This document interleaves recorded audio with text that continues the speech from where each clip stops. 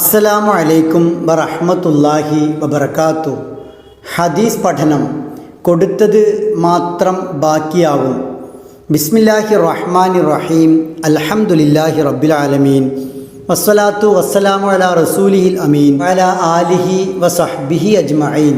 അൻ ആയിഷ ഉമ്മുൽ മുഅ്മിനീൻ റളിയല്ലാഹു അൻഹാ അന്നഹും ദബഹു ഷാത്തൻ ഫഖാല നബിയ്യു സ്വല്ലല്ലാഹു അലൈഹി വസല്ലം മാ ബഖിയ മിൻഹാ ഖുൽതു മാ ബഖിയ മിൻഹാ ഇല്ലാ കത്തിഫുഹാ ഖാല ബഖിയ കുല്ലുഹാ ഗൈറു കത്ഫിഹാ.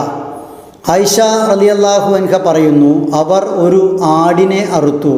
റസൂലുള്ളാഹി സ്വല്ലല്ലാഹു അലൈഹി വസല്ലം ചോദിച്ചു, എന്താണ് അതിൽ നിന്നും ബാക്കിയുള്ളത്? ആയിഷ റളിയല്ലാഹു അൻഹ പറയുന്നു, ഞാൻ മറുപടി പറഞ്ഞു, അതിൻ്റെ തോളാണ് ബാക്കിയുള്ളത്.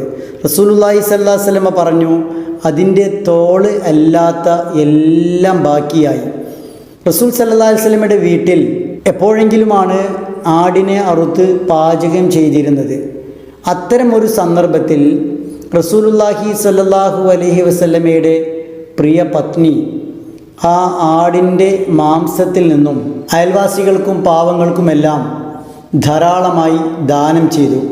അവസാനം വീട്ടിൽ ബാക്കിയായത് ആ ആടിൻ്റെ തോളെല്ലിൻ്റെ ഭാഗം മാത്രമായിരുന്നു. റസൂലുള്ളാഹി സ്വല്ലല്ലാഹു അലൈഹി വസല്ലം ആയിഷ റളിയല്ലാഹു അൻഹയോട് ചോദിക്കുന്നുണ്ട്, എന്താണ് ബാക്കിയായത് എന്ന്. നബി സല്ലല്ലാഹു അലൈഹി വസല്ലമയോട് ഈ തോളിൻ്റെ ഭാഗം മാത്രമാണ് ബാക്കിയുള്ളത് എന്ന് പറഞ്ഞപ്പോൾ നബി സല്ലല്ലാഹു അലൈഹി വസല്ലമ പറഞ്ഞത്, അത് മാത്രം ബാക്കിയില്ല, ബാക്കിയെല്ലാം ബാക്കിയായി എന്നാണ്. ഈ ഭാഗം അവനവൻ്റെ വീട്ടുകാർക്ക് ഉപയോഗിക്കാനുള്ളതാണെങ്കിൽ ബാക്കിയെല്ലാം കൊടുത്തതാണ്, ദാനം ചെയ്തതാണ്. എന്താണോ ദാനം ചെയ്തത്, മറ്റുള്ളവർക്ക് നൽകിയത്, അതാണ് ബാക്കിയാവുക. കൊടുത്തതേ ബാക്കിയാകൂ. ധരിച്ചത് ദ്രവിക്കും, കഴിച്ചത് ദഹിക്കും, കൊടുത്തത് ബാക്കിയാകും. അതിനാൽ അള്ളാഹുവിൻ്റെ മാർഗത്തിൽ എത്രത്തോളം കൊടുക്കാൻ കഴിയുമോ, എത്രത്തോളം നൽകാൻ കഴിയുമോ അത്രത്തോളം നൽകുകയാണ് വേണ്ടത്.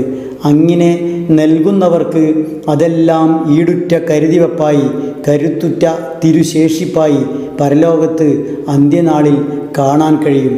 ഈ തോളിൻ്റെ ഭാഗമൊഴികെ ബാക്കിയെല്ലാം ദരിദ്രന്മാർക്കും അഗതികൾക്കും ആയിഷ റളിയല്ലാഹു അൻഹ ദാനം ചെയ്തിരിക്കുകയായിരുന്നു. ദാനം ചെയ്തതെല്ലാം കൃത്യമായി ബാക്കിയായി. സൂറത്തു നഹ്ലിലെ 96-ാമത്തെ ആയത്തിൽ അള്ളാഹു പറയുന്നുണ്ട്, മാ ഇൻദകും യൻഫദ് വമാ ഇൻദല്ലാഹി ബാഖിൻ.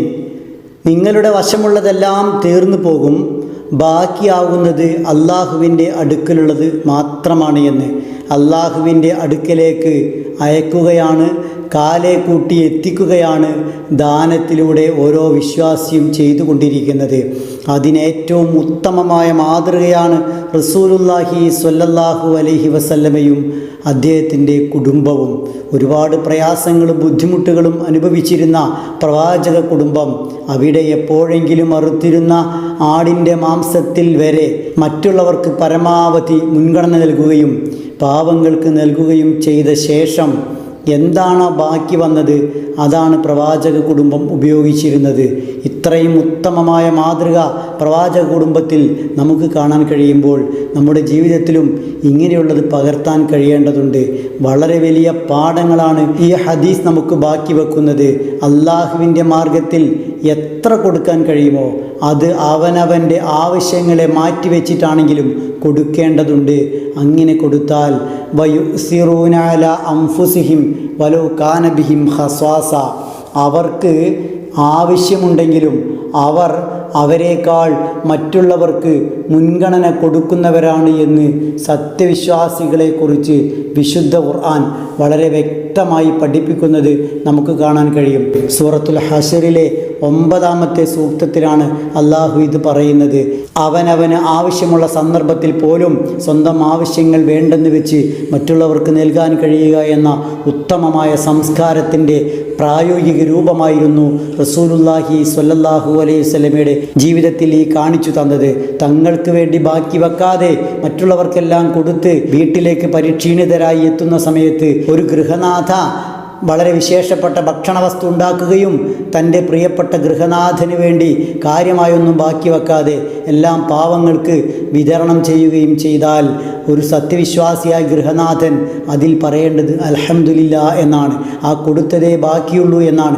എന്നെ എന്തേ നീ പരിഗണിച്ചില്ല, എനിക്കെന്തേ നീ തോളിൻ്റെ ഭാഗം മാത്രം ബാക്കി വെച്ചത്, എനിക്കുമുണ്ടാകില്ലേ വിശേഷപ്പെട്ട ഭക്ഷ്യവസ്തുക്കൾ കഴിക്കാൻ ആഗ്രഹം, എപ്പോഴെങ്കിലും പാചകം ചെയ്യുമ്പോൾ എന്നെ പരിഗണിക്കണ്ടേ എന്നൊന്നും ചോദിക്കാതെ കൊടുത്തതാണ് ബാക്കിയെന്ന് റസൂലുള്ളാഹി സ്വല്ലല്ലാഹു അലൈഹി വസല്ലമ ആയിഷ ബീവിയോട് പറഞ്ഞത് എനിക്കും നിങ്ങൾക്കുമൊക്കെ വലിയ പാഠമാണ്. കൊടുത്ത് ബാക്കിയാക്കാൻ, അങ്ങനെ പരലോകത്ത് വിജയം നേടാൻ നമുക്ക് സാധ്യമാകേണ്ടതുണ്ട്. അല്ലാഹു സുബ്ഹാനഹു വ തആല നമ്മെ അനുഗ്രഹിക്കുമാറാവട്ടെ.